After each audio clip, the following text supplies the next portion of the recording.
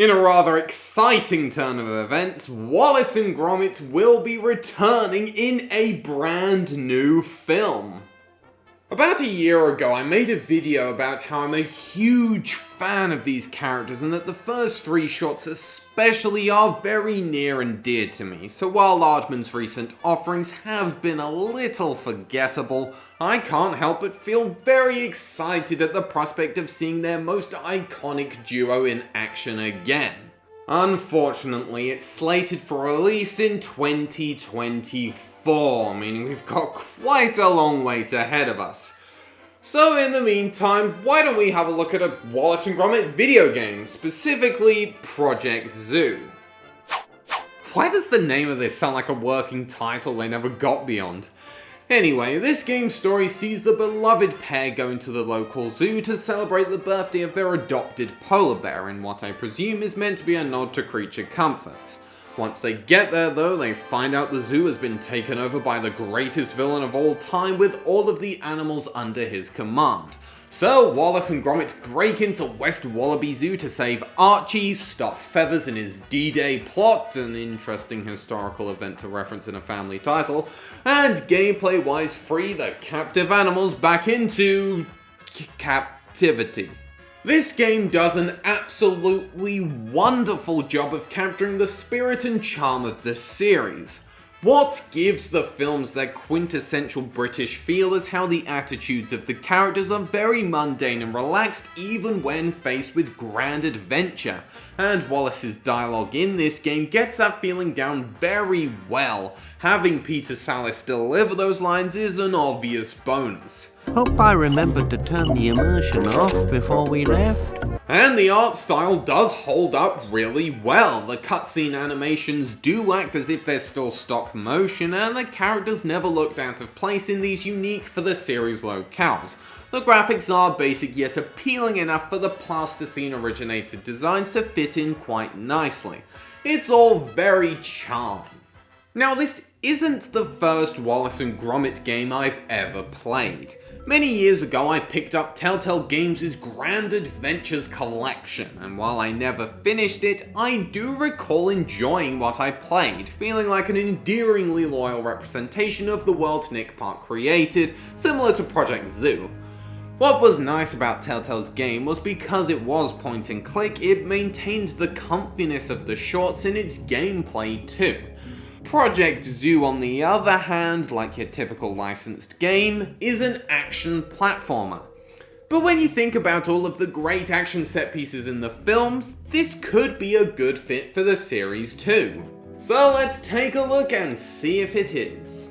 You play as Gromit in a series of small open levels where, through a mix of platforming, combat, and the occasional environmental puzzle, you go about freeing the caged animals. Throughout each of the 6 main levels, you do quite a lot of collecting. While you never directly control Wallace, he will be around to repair broken switches if you've collected enough nuts, or if it's a larger machine, special tools need to be picked up to enable him to do so. It feels appropriately satisfying to collect these tools, as there's only about 10 per level, not all of them mandatory, and you'll often have to overcome a challenge or some tricky platforming to get to them. There's also these bonus coins, which can also be pretty fun to collect, rewarding you with a behind the scenes clip for this game, and afterwards just scenes from the shorts. I never went out of my way to search for them, but I would enjoy finding them as I explored the levels, which aren't exactly big, but they're wide enough to allow for exploration, which is both necessary to continue, but also engaging in how you need to piece together how to use the environment to progress. It is enjoyable, although I did shock myself at how often I wound up using a walkthrough to continue. At times it's not 100% clear where you're supposed to go next, and one unnecessarily dark area left me wandering about like an idiot unaware I just picked up the torch.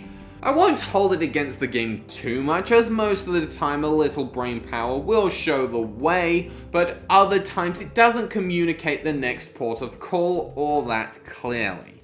However, merely getting from point A to point B is easier said than done, because the platforming is pretty awkward.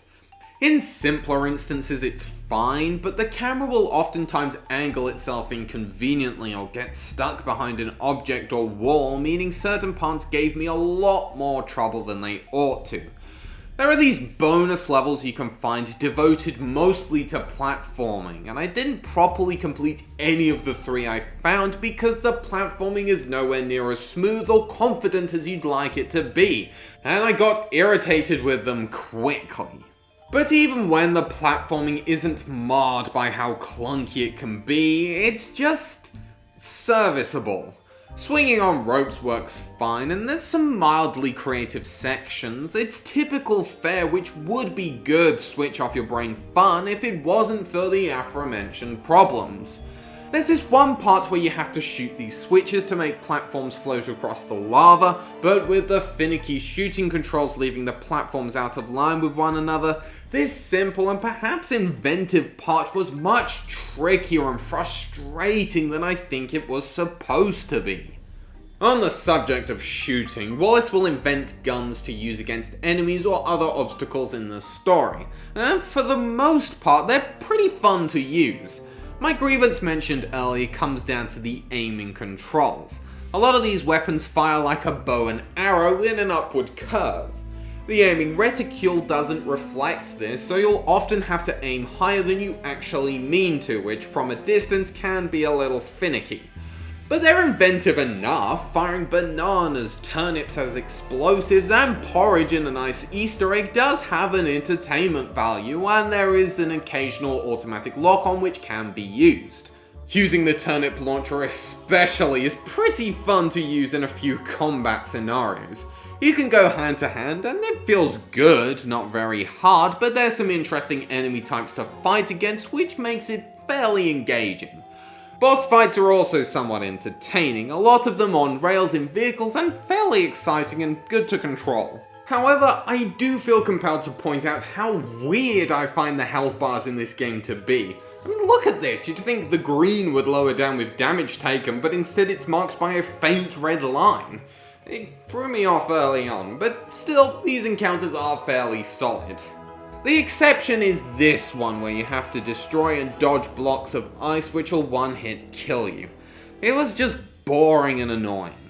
But I do feel compelled to point out the level preceding it was probably the highlight of the entire game. While not immune to the issues which plague the majority of the experience, it has some decent platforming sections, and being set in this big open space makes it feel pretty rewarding to see how each individual area contributes to progression over time. And I also quite enjoyed how tricky and creative the beginning of the final level got until I soft-locked the game. God damn it, what is it with me reviewing GameCube games and disrupting my progress?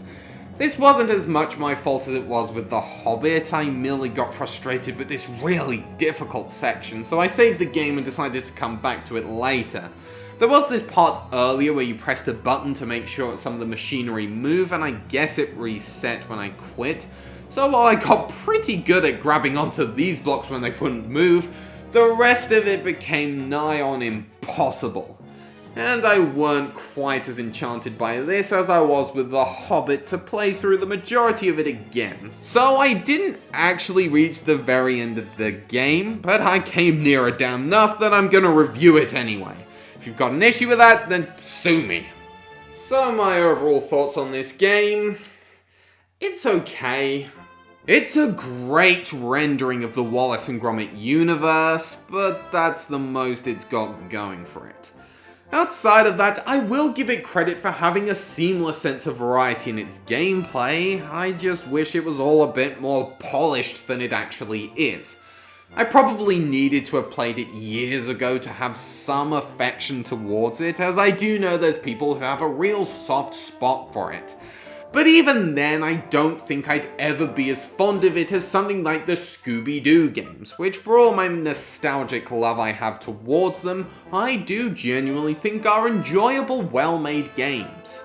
I am a little disappointed. I haven't been praising Project Zoo as an underrated gem like I so often do with these licensed games, but if you are a big Wallace and Gromit fan like I am, it probably is worth giving a go. There is some novelty to be had in playing it, but it's mostly in the presentation than it is with the game itself.